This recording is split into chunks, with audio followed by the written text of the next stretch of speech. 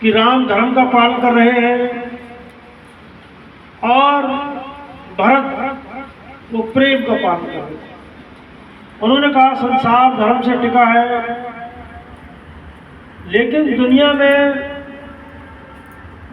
धर्म तो सबसे बड़ा है ही, लेकिन प्रेम के सामने धर्म भी फीका पड़ जाता है। इसीलिए उन्होंने कहा भरत तुम्हारी जीत हुई। अब जब जीत हुई तो बड़ा खुश हुए सब लोग, लेकिन उन्होंने कहा एक बात ये समझ लो कि प्रेमी जो होता है वो जिससे प्रेम करता है उसके प्रति वो समर्पण होता है, वो उसकी खुशी के लिए सब कुछ न्यौछावर करने को तैयार हो। जब ये बात कही तो उन्होंने कहा कि मैं तो भगवान राम के लिए जान देने को तैयार हूं। तो राजा जनक कहने लगे जान देना बहुत आसान काम है, लेकिन अपने प्रेमी के लिए जीवन जीना ये बड़ा मुश्किल काम है। जान तो लोग दे देते हैं, बड़ा आसान काम है।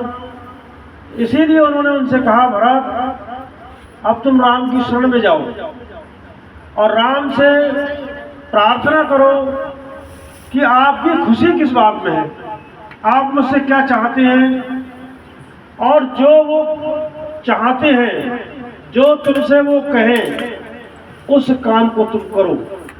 यही सच्चे प्रेमी का धर्म है। धर्म सबका अलग अलग होता है।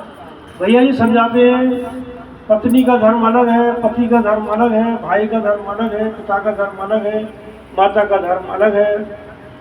हर एक इंसान धर्म में बंधा हुआ है और जो धर्म का पालन करते हैं उनके जीवन में सुख आता है। तो इसीलिए धर्म से तो संसार बंधा हुआ है। अब एक शिष्य का धर्म है, एक प्रेमी का धर्म है। तो इसीलिए उन्होंने उन्हें समझाया कि भाई तुम्हारा धर्म ये कहता है कि तुम उनसे जाकर पूछो कि तुम्हारी खुशी किस बात में, उस पर अपना जीवन चलाओ। अब हम सब भाई बहन यहाँ गुरु और शिष्य परंपरा में बैठे हैं। गुरु का धर्म का गुरु पालन करते हैं, शिष्य धर्म का पालन शिष्य को करना चाहिए। कहने लगे तभी जो है हमारा जीवन सफल होगा। तो इसीलिए अगर हमने अपने जीवन में किसी को अपना आदर्श माना तो हम उसके बताए हुए रास्ते पर अपना जीवन चलाएं। उनकी खुशी में हमारी खुशी हो, इसी को समर्पण कहा जाता है। इसी को कहा जाता है हम आपके लिए सब कुछ हमने न्यौछावर कर दिया। लेकिन ये कहने से नहीं चलेगा। कह लगे हमारा जीवन ऐसा बन जाए जैसे हनुमान जी का जीवन था, जैसे माता सबरी का जीवन था। माता सबरी अपने गुरु पर इतना विश्वास करती थी कि उनके गुरु ने कह दिया कि सबरी तुम चिंता मत कर लो, तुम इसी आश्रम में रहना और यहीं तुम्हारी कुटिया में दर्शन देने के लिए भगवान राम आएंगे, तभी तुम्हारा उद्धार होगा।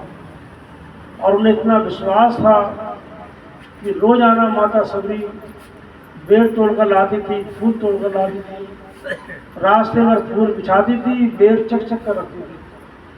मेरे गुरु ने कहा है राम आएंगे, अब ना जाने तो कब आ जाएंगे। इसलिए वो हर दिन तैयारी करती थी।